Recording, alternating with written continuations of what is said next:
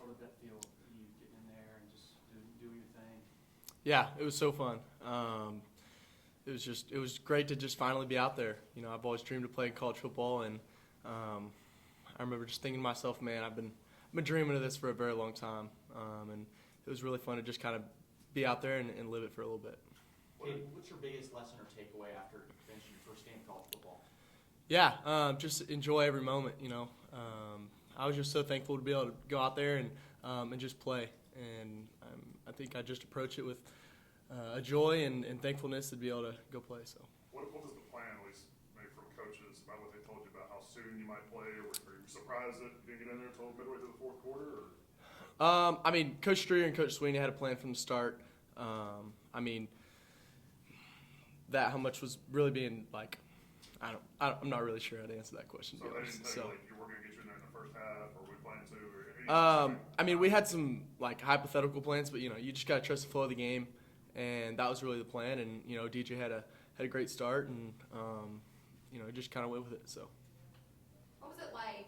Like when they say, "All right, Cade, it's your turn." Yeah. Get out there. Can you talk us through kind of that emotion? And I mean, did you hear anything? Like, what was that like? No, yeah, it was super fun. Just you know, Hunter Helms was like, "All right, Cade, start warming up," and I was like, "Sweet, let's go." You know, and I was ready, and you know, we've had a great fall camp, and just you know, we've been competing every day, and but also you know, that QB room we're all really tight. It's been super fun, and like I remember we talk about it all the time, and I talk to other people about it all the time. Like I don't think it's very normal to have a group of guys like we have, just all super close and like you know, no tension at all. Just all a really tight group, and you know when I kind of got the call to go start warming up, everybody was you know all the QBs kind of rallied around me, and it was really cool to kind of have that. DJ was obviously asked about you getting in. There's been all that talk leading up to this first game. To hear him, like you said, you know that he supports you and is excited for you. But what's it like to hear those comments and that support when you look back on it? Yeah, so awesome just to have a guy like that. Kind of have my back, you know. Hopefully he knows I've had his throughout the whole process, and just through all this stuff that he's been through. I mean, he's an incredible guy and also an incredible quarterback. So it's been so fun to just kind of go through it all with him, and just definitely means a lot. So that first snap, did things all of a sudden go really quick, or did it kind of slow down for you? What was that moment like? That ball hits your hand. It felt good. It felt good. I mean, at the end of the day, it's just football. So. Okay, are you as comfortable rolling out, throwing on the move as you are in the straight drop back situations? Oh yeah. I mean, I love doing both. I mean, I love dropping back and kind of doing that, but you know, getting outside the pocket, I think it forces defenses to kind of not stay in the same position the whole time, and to just kind of be able to do both it's hard to play as a defense, just because you know you can't just play heavy inside the box. You got to be able to you know follow the quarterback, follow the running back outside the edge, just kind of play both. So. At what point did that really start to become part of your game? Just moving the pocket, getting outside, throwing the line? I would say kind of like as soon as I started playing varsity in high school, that really just kind of started moving up more and more. You know, I started growing up a little bit, getting a little faster and getting a little stronger, and just kind of being able to get outside the pocket, and just kind of watching older guys do it just kind of really encouraged me. So. Okay, what was your perception of what DJ was going through from your view from outside, and what have you learned about him since you've been here? Perception from the game, or just over the past couple of years? What he was going through last year. Yeah, you know, I think quarterbacks will always get way too much praise and way too much hate, and just what he's been able to do in the past 8 months since I've been here, and how people were talking about him last season. Just it's been super awesome to see how much he's worked, and I mean it shows definitely. You know, I wasn't here last season, but just how far he's come in the last 8 months. He's a grinder, and it's been just very encouraging. So. As Coach Sweeney has talked a lot about DJ's leadership and just being an unquestioned leader in the locker room. I guess what have you learned from the way he leads, and is there anything you can take from that? Yeah, I mean, Coach Streeter talks about leadership all the time and communication, and that's just kind of something that you need to be able to do as a quarterback. And it's been awesome to just kind of build off each other throughout that whole process. And but definitely leadership has just always been something that, you know, we always at quarterback you're always trying to feed off of or wanting other people to feed off of you. But you know, every once in a while you got to feed off each other too. So. The throw you made, I guess, down the seam, that safety sitting there. Can you take me behind, like in your mind, like the fine line between squeezing it in there and maybe it not being a good decision if it's picked off or something like that? Can you maybe grade that just looking back? Because on TV it looked like a really good throw. Yeah, so it's pretty much like a fake screen to the boundary, and the number one and number two receiver are doing switch release. So outside guys coming in, inside guys going out, and we're pretty much reading inside out.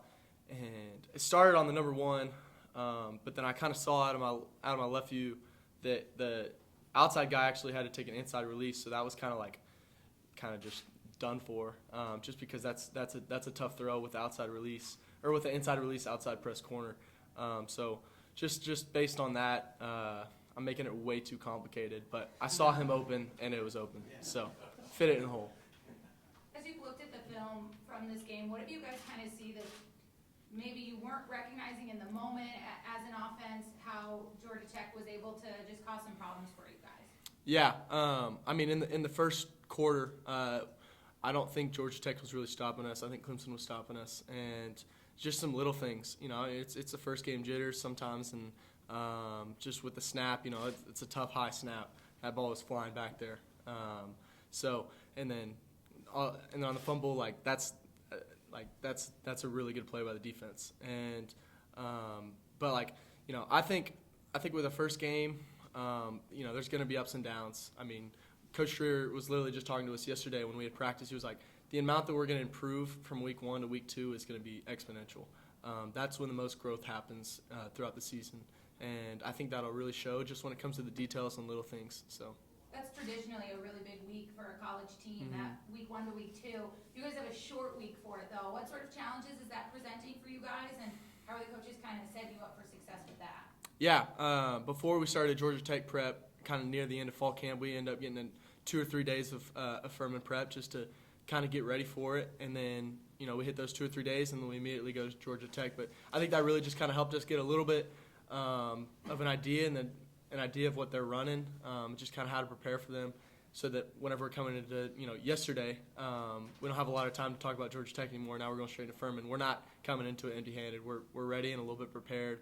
Already kind of know what their defense is doing, know some of their personnel, and just will kind of help us be more prepared than we're not just going into a 3-day stretch we've kind of had, you know, 2 days before this. So. How excited are you for that first game in there? Oh, I'm so excited. I think I came to my first Clemson game my junior year, so obviously have not been born or raised a Clemson fan, coming to games my whole life, but I'm so excited. I'm super excited. So. What's been the biggest adjustment from high school to college? Yeah, I would say the trenches and just, you know, how fast the D-line is. That is definitely, I mean, I am going against the best defensive line in the country, so that's maybe a little bit of a factor into that. But just, you know, you got Miles Murphy at 6'5", 295 coming at you at running a 4.4. So you pull in some of those zone reads and he catches you. That doesn't happen very often in high school, where I used to be able to get away with that. So I would say that's probably a big difference so far. Is that the purple jersey syndrome that I was talking about, how fast those guys are? Yeah, yes, sir. Cade, where do you think you, and looking back to 3 weeks of camp or whatever, where do you think you made your biggest strides, and what exiting camp did you feel like you really needed to sort of zone in on to improve? Yeah, I mean, I think the biggest way that I really strengthened was just the playbook and the protections. I'm like so happy that I came in January, because I can't imagine learning this all in fall camp. Although it can be done, and you know, Antonio is killing it right now while doing it. But you know, at the quarterback position, there's a lot that you need to do, and it's been super helpful that I got to do that. But during fall camp, I would just say, you know, just finalize and learn the offense has been really, really good, and just I feel very solid in that now. But, you know, going forward, I think just continue to focus it 1 week at a time. And I think my biggest part that I'm really excited to kind of learn and get better at is just game prepping and just kind of picking away defenses and just seeing new strategies, see what coaches are seeing, just learning how to prepare for a game each week. So. Antonio was saying you were recruiting him pretty hard down the stretch. Just what was your message to him, and what do you feel like he brings to the offense? Yeah, I mean he is really good. He is a really good football player. But what I like most about him is his joy, and just when he goes out there, he is just always happy, always has a smile on his face. But very, very humble guy. I mean, you pick out 5 other freshman receivers that are starting, or not starting, but getting a lot of playing time in the country. I mean, nobody's going to be as humble and hungry as he is. And that really picks him out. And just he's always wanting to learn more. He's always asking questions, asking Tay, asking Joe, asking other guys, how can I get better at this? How can I get better at that? And that's what's really setting him apart. So. Talking about joy, I mean, everybody saw you go up and high-five DJs or coming off the field Yeah. with the touchdown. Did you see him and he was going up, or were you going up, or how'd that? Oh, yeah. No, I mean, we just kind of looked at each other and we were just like, yeah. So, yeah. I mean, it just kind of happened. So.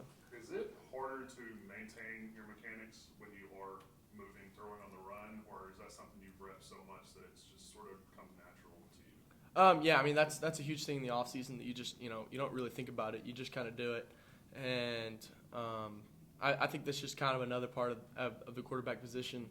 I think over the past 10, 15 years that has become like way more of a thing that, you see full rollouts, but then you see half rollouts where, guys will take 5 or 6 steps and reset. And it's all about, moving the pocket, moving the defense, getting them out of position, just creating more opportunities. But, I mean, I think on a mechanics standpoint, at the end of the day, it's throwing a football. So. With the weight that you put on from the spring to now, can you tell the difference, like arm strength-wise, the way you play? Can you kind of tell how that's helping you on the field? Yeah, definitely. I mean, those almost 20 pounds that I put on has definitely helped a ton. But like, I'm happy I didn't put on 30, because I feel very good where I'm at as a weight-wise. Like I remember I was talking to somebody the other day. I was like, I don't really feel 20 pounds heavier. I still feel like me, and that just all has to do with the strength and conditioning. That like we were running with that. So like I still feel like I have my speed and kind of my athleticism factor, that I just didn't get all bulky and slow down a lot. I kind of got to keep my speed. So I feel like I'm about like the same. So like I don't know. It's kind of weird. So Like speed-wise and everything, it's the same. Oh, yeah, I Arm still- strength is the only thing. Yeah, or yeah. The biggest thing. I mean I still feel. I mean I definitely feel faster if anything. Yeah. But yeah, just overall strength too. So yeah. Did you see RG3's tweet about you, and what's it like to like see people just so excited for your future here? Yeah. I mean, I don't think like I really had anything to do with that though. Just because, I mean, I don't really know. I don't really know how to answer that. Like have you? I mean, like to know that like somebody of that caliber recognizes talent in you. Yeah. That's what I'm. Yeah, I mean, I've known him for a couple of years now, and he's always been a really good guy to me, just on a spiritual level too, and just somebody I've always really looked up to, just somebody I've always looked up to just for just like life stuff, and whether it was recruiting and just whenever I got here, and just all types of advice that he's been able to give me has been super nice, just to kind of have somebody like that's gone through it. He's won a Heisman. He's gone through the ups and downs of college football. He's played in the NFL. He's done it all, and at the point where he's at now. But it was definitely a nice comment of him. But I don't really think that it means anything. So. Any questions for Cade from Zoom? Yeah, Cade, go ahead. Cade, that touchdown pass to Will was remarkably identical to the run route Deshaun the Hunter run throw to beat Alabama in 2016. Did you think about that at all? And back then, did Deshaun and that team kind of put Clemson on your radar, or were you already following Clemson at that point? Oh yeah. I mean, I would say kind of the first time that they got to the playoffs, that really caught my radar. Austin's 17 hours away from here, so it wasn't really right down the road. But I would say that definitely put him on the radar for me. I remember a year before I committed here, my mom was like, if you could go anywhere, where would you want to go? And I was like, oh, Clemson. But that was like the biggest stretch in the world for me. because I didn't think that could really happen because all I'd done is play 3 games as a sophomore. And, here I am today, and I just, scored my first touchdown with Will. But I think the coolest part about that is, I saw the play, and I was like, that's pretty cool. That's the same play. And then we end up running it, and, of course, it was Will because it was, like, my best friend. So that was, like, super fun. I got to just experience that with him. And, it was his first touchdown also. So that was, like, awesome for him because he's been working his butt off since he got back. And he's going to be a really good player here. But that was an awesome experience and just super fun. Growing up in the backyard of the Longhorns, did you get any backlash or pressure from friends or family about choosing Clemson? Nothing serious. Nothing serious. Some jokes, but nothing serious. I knew that Clemson was where I wanted to be from the very start, just with Coach Sweeney and the culture that they built here, and it was the easiest choice I've ever made. So. Take one more for Cade if anybody's got one. Cade, with Adam Randall, he's a guy we've heard a lot about and kind of what he can do. Just what's he going to bring to this offense when he's back healthy? He's going to bring some stuff. I'm so excited to watch him play. I think it's not something you can describe. It's just going to happen. So. All right. Thank you, Cade. Awesome. Thanks, Everybody.